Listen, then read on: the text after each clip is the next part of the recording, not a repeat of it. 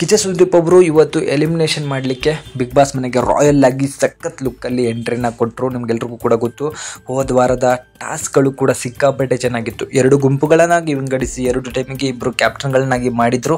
So captain ಇರುವಂತಹ team ಅಥವಾ ಆ ಗುಂಪಿನಲ್ಲಿ ಯಾರು ಗೆಲ್ತಾರೋ ಅವರು ಒಬ್ಬೊಬ್ಬರಾಗೇನೆ ಕೂಡ ಕ್ಯಾಪ್ಟನ್ಶಿಪ್ ಓಟಕ್ಕೆ ಹೋಗ್ತಾರೆ. ಸೊ ಸೋತ ಟೀಮಿಂದ ಒಬ್ಬೊಬ್ಬರನ್ನೇ ಹೊರಗೆ ಕಳಿಸ್ಬೇಕಾಗತ್ತೆ.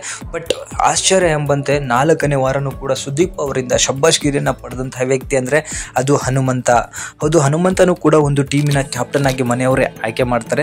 ಅದರಿಂದಾಗಿ ಹನುಮಂತ ಆ ಟೀಮ್ನ ಸಿಕ್ಕಾಪಟ್ಟೆ ಸಕ್ಕತ್ತಾಗಿ ಮುನ್ನಡೆಸ್ಕೊಂಡು ಹೋಗ್ತಾನೆ. ಆಶ್ಚರ್ಯ ಎಂಬಂತೆ ಎಲ್ಲ ಟಾಸ್ಕ್ಗಳಲ್ಲೂ 5ಕ್ಕೆ 5 ಟಾಸ್ಕ್ಗಳನ್ನು ಕೂಡ ಸತತವಾಗಿ ಗೆದ್ದು ಗೌತಮಿ ಅವ್ರನ್ನ ಟೀಮನ್ನ ವೈಟ್ ವಾಶ್ ಕೂಡ ಮಾಡ್ತಾರೆ.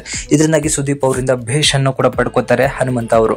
ಸೊ 2ನೇ ವ್ಯಕ್ತಿಯಾಗಿ ಭೇಷ್ ಪಡ್ಕೊಳ್ಳೋದು ಅಂತ ಹೇಳಿದ್ರೆ ಗೋಲ್ಡ್ ಸೂರಿ ಅವರು ಈ ವಾರ ಮನೆಯವರಿಂದ ಉತ್ತಮ ಅನ್ನೋ ಒಂದು ಪಟ್ಟವನ್ನು ಪಡ್ಕೊಂಡು ಜೊತೆಗೆ ಈ ವಾರದ ಕ್ಯಾಪ್ಟನ್ ಕೂಡ ಆಗಿದ್ರು. ಜೊತೆಗೆ ಅವರು ಈ ವಾರ ನಾಮಿನೇಷನ್ ಕೂಡ ಆಗಿಲ್ಲದೆ ಇರೋ ಕಾರಣದಲ್ಲಿ ಈ ವಾರನೂ ಕೂಡ ಉಳ್ಕೋತಾರೆ, ಮುಂದಿನ ವಾರ ಕೂಡ ಕ್ಯಾಪ್ಟನ್ ಆಗಿರೋದ್ರಿಂದ ಉಳ್ಕೋತಾರೆ. ಇದರಿಂದಾಗಿ ಸುದೀಪ್ ಅವರಿಂದ ಅವರು ಕೂಡ ಶಬ್ಬಾಷ್ಗಿರಿಯನ್ನು ಪಡ್ಕೊಂಡ್ರು.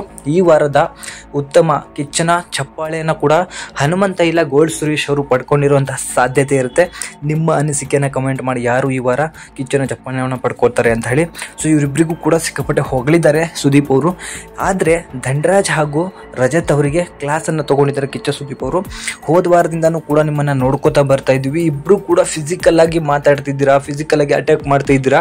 ಇಬ್ಬರು ವೈರಿಗಳ ಥರ ಕಾಣಿಸ್ತಾ ಇದ್ದೀರಾ ಹೊರಗಡೆ. ರಜತ್ ಅವರು 1ನೇ ವಾರ ಬಂದಾಗ ಜನಗಳಿಗೆ ಹೇಳಿದರು, ನಾನು ಈ ಥರ ಮಾತುಗಳನ್ನ ನೀವು ಇನ್ಮೇಲೆ ಆಡೋದಿಲ್ಲ, ಈ ಥರ ಏನಾದರೂ ಆಟಲಿದ್ರೆ ನಾನು ಮನೆಯಿಂದ ಆಚೆ ಹೋಗ್ತೀನಿ ಅಂತ ಕೂಡ ಹೇಳಿದ್ರಿ.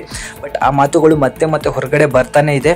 ಒಬ್ರನ್ನ ಒಬ್ರು ಪ್ರವೋಕ್ ಕೂಡ ಮಾಡ್ಕೋತಾ ಇದ್ದೀರಾ. ಮೊದಲನೇದೇ ಹೋಗಿ ಮಾತಲ್ಲಿರಬೇಕಾದ್ರೆ ಧನರಾಜ್ ಅವರು ಮುಟ್ಟಿದ್ದೇನಕ್ಕೆ ಅಂತ ಹೇಳಿ ಸುದೀಪ್ ಅವರು ಕೇಳಿದ್ದಾರೆ. ಸೊ ಅವರು ಮುಟ್ಟಿದ್ದಕ್ಕೆ ರಜತ್ ಅವರು ತಳ್ಳಿದ್ದಾರೆ.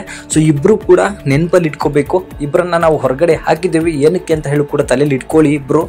ಇದು ಮತ್ತೆ ಮುಂದುವರೆದ್ರೆ ಇಬ್ಬರು ಕೂಡ ಮನೆಯೊಳಗೆ ಇರೋಲ್ಲ ಅನ್ನೋ ಒಂದು ವಾರ್ನಿಂಗನ್ನು ಕಿಚ್ಚ ಸುದೀಪ್ ಅವರು ಸೈಲೆಂಟಾಗಿ ಕೊಟ್ಟಿದ್ದಾರೆ. ಇಬ್ಬರು ಇದನ್ನು ಅರ್ಥ ಮಾಡಿಕೊಂಡು ಮುಂದೆ ಚೆನ್ನಾಗಿ ಹೋಗ್ತಾರೋ ಅಥವಾ ಇದನ್ನೇ ಮುಂದುವರಿಸ್ಕೊಂಡು ರಜತ್ ಅವರು ಮನೆಯಿಂದ ಆಚೆ ಹೋಗ್ತಾರೋ ಅಂತ ಹೇಳಿ ಅದು ನೋಡಬೇಕಾಗಿದೆ.